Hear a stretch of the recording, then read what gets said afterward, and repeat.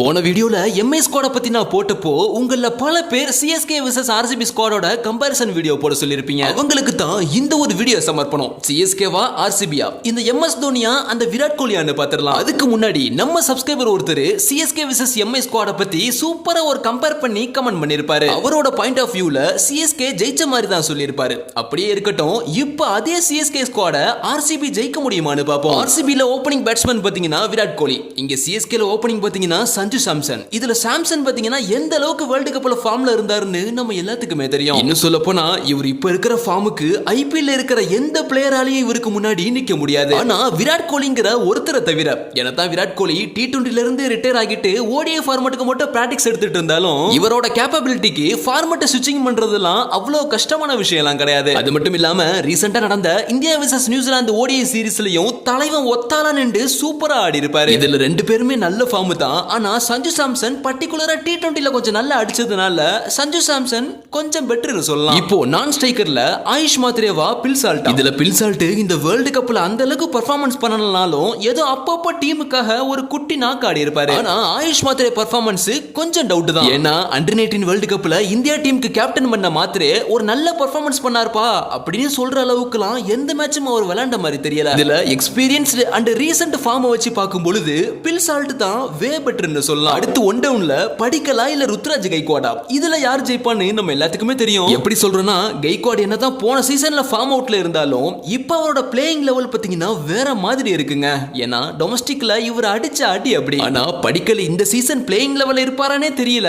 இவரு கைக்வாட் கிட்ட மோதி ஜெயிக்கிறதுங்கிறது கொஞ்சம் கஷ்டமான விஷயம் தான். அடுத்து டூ டவுன்ல பட்டிதாரா இல்ல பிரவிசா. பிரவிஸ் என்னதான் இந்த வேர்ல்ட் கப்ல மீடியமான ஒரு பெர்ஃபார்மன்ஸ் கொடுத்திருந்தாலும் பட்டிதாருக்கு பாத்தீங்கன்னா அந்த கம்பாரிசன்ல ஒரு நிறைய அட்வான்டேஜ் இருக்கு. எப்படி சொல்றேன்னா, சிஎஸ்கே vs ஆர்சிபி மேட்ச் மட்டும் சேப்பாக்கல் நடந்ததுன்னா சிஎஸ்கே கண்டிப்பா ஸ்பின்னர்ஸ்க்கு தான் போவாங்க. ஆனா அங்க பட்டிதார் ஸ்பின்னர்ஸை பிரிச்சு எடுக்கிறதுக்கெல்லாம் ஸ்பெஷலிஸ்டான ஆளு. மேட்ச் அப்ப பாப்போம் இந்த ரெண்டு பேரும் என்ன பண்றாங்க அப்படின்னு. இப்போ இங்க சிவம் டுபேவா இல்ல வெங்கடேஷ் ஐயரா? இதுல வெங்கடேஷ் ஐயர் ஒரு நல்ல ஃபார்ம்ல இல்ல அப்படின்னு தான் அவரை கேகேஆர் டீமே வெளியே விட்டுருப்பாங்க. ஆனா இங்க டூபே அப்படி இல்லைங்க. இந்தியா வேர்ல்ட் கப் ஜெயிச்சதுக்கு one of the reason Dube அப்படின்னு சொல்லலாம். எப்பெல்லாம் இந்தியாவுக்கு பிரச்சனையோ அப்பெல்லாம் நின்று அடிச்சு கொடுத்திருப்பாரு. சோ இதுலயும் ஜெயிச்சது சிவம் டுபே தான். அடுத்து டிம் டேவிடா இல்ல கார்த்திக் சர்மாவா? இதுல டிம் டேவிட் என்னதான் வேர்ல்ட் கப்ல ஃபார்ம்ல இல்ல அப்படினாலும் அவர் விளையாண்ட பிரான்சிசி டீம்ல நல்ல சூப்பரா ஆடி இருப்பாரு. ஆனா கார்த்திக் சர்மா என்னதான் டொமஸ்டிக்ல நல்ல பெர்ஃபார்மன்ஸ் பண்ணியிருந்தாலும் ஒரு இன்டர்நேஷனல் பிளேயரோட மோதுறது அப்படிங்கிறது கொஞ்சம் கஷ்டமான விஷயம் தாங்க. இதுல ஜெயிச்சது கண்டிப்பா டிம் டேவிட் தான். அடுத்து சிஎஸ்கேல ஜடேஜாக்கு ரீப்ளேஸ்மெண்டா வந்த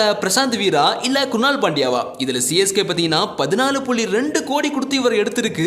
பாப்போம் ஐபிஎல்ல என்ன பண்றாரு. குணால் பாண்டியா மேட்ச் வின்னிங் பிளேயருங்க. போன தடவை ஆர்சிபி கப் அடிக்கிறதுக்கு இவரும் ஒன் ஆஃப் த ரீசன் சொல்லலாம். சோ இதுல ஜெயிச்சது குணால் பாண்டியா தான். இப்போ தல தோனியா இல்ல ஜிதேஷ் சர்மாவா? இதுல ஜிதேஷ் சர்மா கொஞ்சம் ஃபார்ம் அவுட் தான். அதனால ரீசெண்டா இந்தியா ஸ்குவாட்லயும் பாத்தீங்கன்னா அவரை ரிமூவ் பண்ணிருப்பாங்க.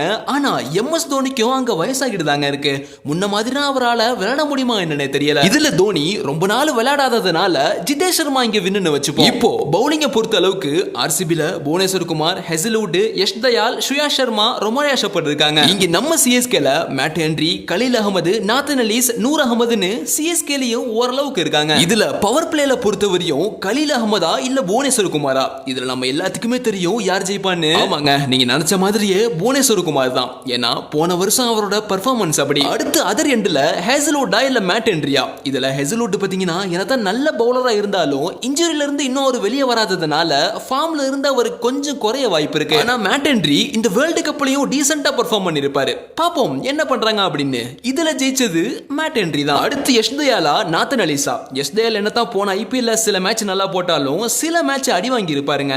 ஆனா நாத்தன் அலீஸும் பாத்தீங்கன்னா ஃபார்ம்னா சொல்லிட முடியாது. ஏன்னா அவரும் இந்த வேர்ல்ட் கப்ல சுத்தமா பெர்ஃபார்மன்ஸ் பண்ணல. இதுல ரெண்டு பேரும் அந்த அளவுக்கு பெர்ஃபார்மன்ஸ் பண்ணாததுனால சோ இதுல ரெண்டு பேரும் ஈக்குவல்னே சொல்லலாம். கடைசியா நூர் அகமதா இல்ல ஸ்ரேயா சர்மாவா? இதுல ரெண்டு பேருமே டீமுக்காக சூப்பரா போட்டவங்க தான். ஆனா ஸ்ரேயா சர்மா பாத்தீங்கன்னா அப்பப்போ அடியும் வாங்கி இருப்பாரு. சோ இதுல ஜெயிச்சது நூர் அகமது தான். கடைசியா இந்த ரெண்டு டீமையும் கம்பேர் பண்ணி பார்த்தது இல்ல, ரெண்டு டீமுமே ஓரளவுக்கு ஈக்குவலா தாங்க தெரியுது. இப்போ நீங்க சொல்லுங்க, ஆர்சிபி vs சிஎஸ்கே இந்த ரெண்டு டீமுக்கும் மேட்ச் வச்சா யார் ஜெயிப்பா?